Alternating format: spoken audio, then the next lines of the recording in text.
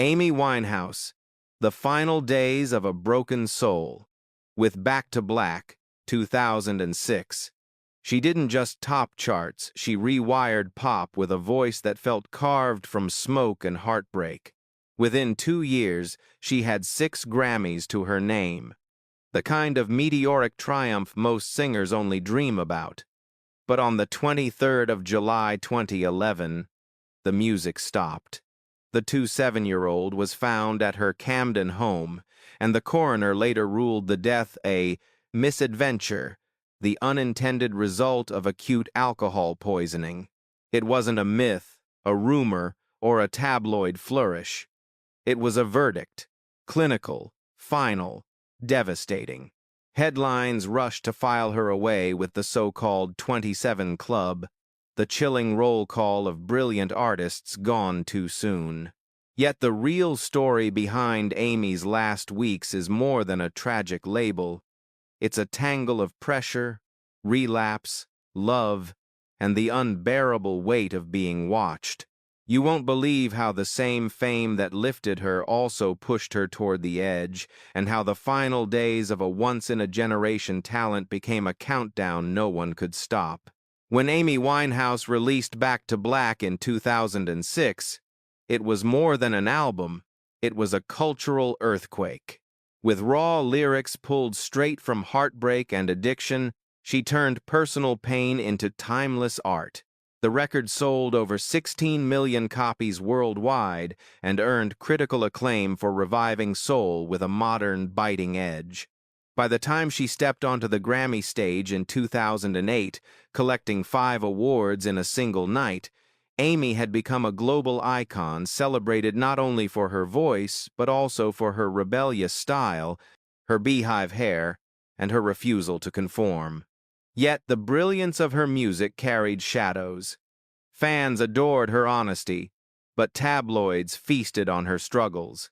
Every stumble outside a London pub, every trembling performance, every crack in her personal life became a headline. The world watched as the young woman who sang of resilience and heartbreak seemed to live those very tragedies in real time. Behind the sold-out tours and platinum records was a fragile soul, weighed down by toxic love, substance abuse, and relentless media pressure. She wasn't just another rising star, she was a case study in how fame can magnify pain.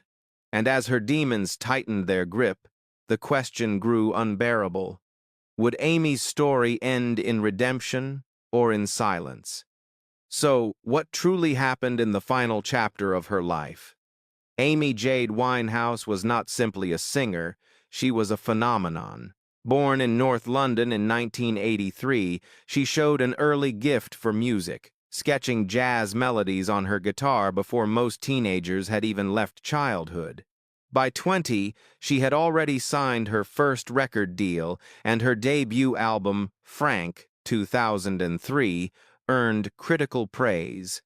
But it was her sophomore effort, Back to Black, 2006, that cemented her as one of the defining voices of the 21st century. With smoky contralto vocals and lyrics that tore open wounds, she stood apart in a pop landscape dominated by polish and perfection. Back to Black was more than an album, it was an anthem of vulnerability and defiance. Songs like Rehab and You Know I'm No Good spoke to millions, their confessional tone making Amy feel less like a star and more like a mirror. In 2008, she became the first British woman to win 5 Grammys in one night, including Record of the Year and Song of the Year. Critics hailed her as the new torchbearer of soul, a bridge between Billie Holiday's tragic grace and modern pop's restless energy. She toured the world, her beehive hair and winged eyeliner becoming instantly iconic.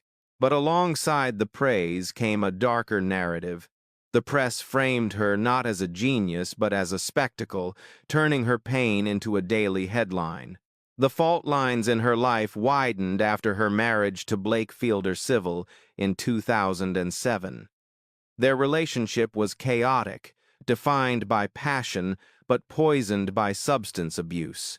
Blake later admitted to introducing Amy to crack cocaine and heroin, substances that quickly took root. Friends described their love as toxic symbiosis, a bond too strong to break, yet too destructive to survive. Meanwhile, the paparazzi hunted her relentlessly.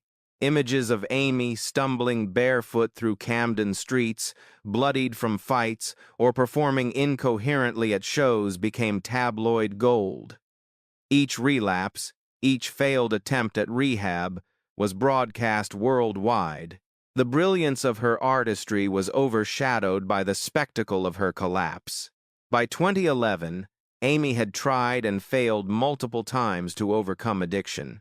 She canceled tours, attempted detox, and even disappeared from the public eye for weeks at a time.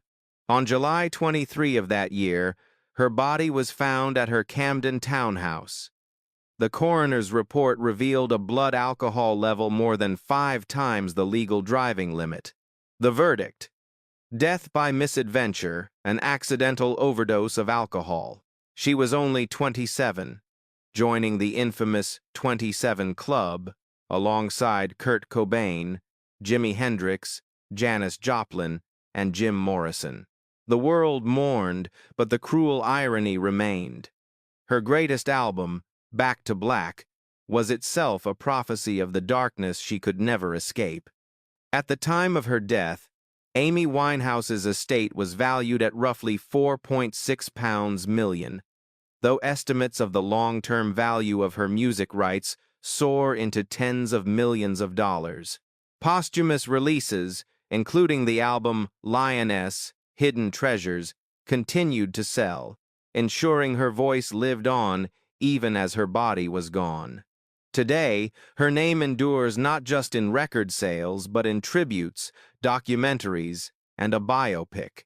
Fans gather in Camden each year to lay flowers at her memorial, proof that her art touched something eternal. Her wealth, though substantial, feels almost irrelevant compared to the cultural mark she left. Fame gave her riches, but shadows claimed her peace. On stage, Amy Winehouse was immortal, a voice that carried decades of jazz, soul, and pain in every note. Yet offstage, she was fragile, struggling against demons that fame only magnified. The contrast is almost unbearable. The woman who sang "Love is a Losing Game" turned her own life into the very tragedy her music warned about. She stood as both a beacon of raw artistry and a symbol of how destructive the spotlight can be. For every Grammy she held aloft, there was a night of chaos in Camden. For every standing ovation, a headline mocking her decline. In the end, the applause faded, but the shadows remained. Today, her songs still echo in cafes, in stadiums, in the hearts of those who felt her honesty pierce through the noise of pop culture. Amy Winehouse's story is not only about loss, it is also about the dangerous beauty of truth in art. She lived fast, loved fiercely, and sang without filters. And while the world will forever mourn her, it will also forever remember her. Which part of Amy's journey shocked you the most? Her rise, her fall, or the silence that followed? If Amy Winehouse's story moved you, don't let it fade into silence. Her life was a reminder that behind the spotlight, even the brightest stars can break. By supporting this channel, you help keep these untold stories alive, the fame, the shadows, and the fragile humanity in between. So, like this video, share it with those who still hum Back to Black, and subscribe to our channel for more hidden truths behind the legends. Together, let's uncover the stories the world tried to forget.